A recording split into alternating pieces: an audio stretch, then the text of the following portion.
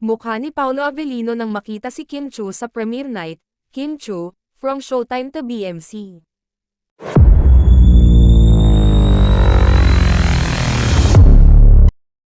Dumiretso na kaagad si Kim Chiu sa SM North EDSA mula sa It's Showtime upang daluhan ang premiere night ng pelikulang pinagbibidahan ni Paolo Avellino at Kylie Verzosa na pinamagatang Elevator.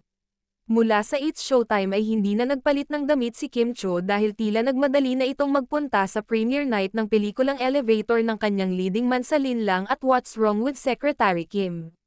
Makikita naman sa ibinahaging social media post ni Kim Chiu na kasama niya sa pagpunta roon ang iba pang mga kasamahan nila ni Paolo Avellino sa What's Wrong with Secretary Kim, upang ipakita ang kanilang pagsuporta kay Paolo Avellino. Samantala, ang pagpunta ni Kim Chiu sa red carpet ng nasabing pelikula ni Paolo Avellino ay nakadagdag ng attraction. Marami sa mga fans ng tambalang Kim Pao ang kinilig sa effort ni Kim Chiu sa pagsipot sa premiere night ng Elevator. Hindi na nga ito nakapagbihis pa ng damit upang hindi ito malate sa nasabing event.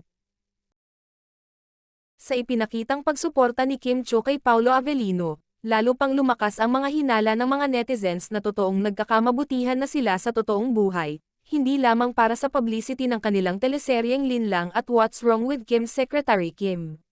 Samantala, lalo pang kinilig ang kanilang mga tagahanga ng batiin at ay beso ni Paolo Avellino si Kim Chiu nang makita niya ito sa loob ng sinehan.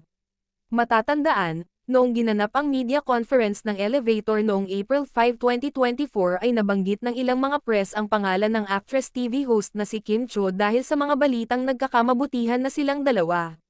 Naitanong din kay Paolo Avellino kung sino ang gusto niyang makasama kung makulong siya sa loob ng isang elevator. Dito, sinabi ni Paolo Avellino na gusto niyang makasama si Kimi dahil masaya namang kasama ang aktres.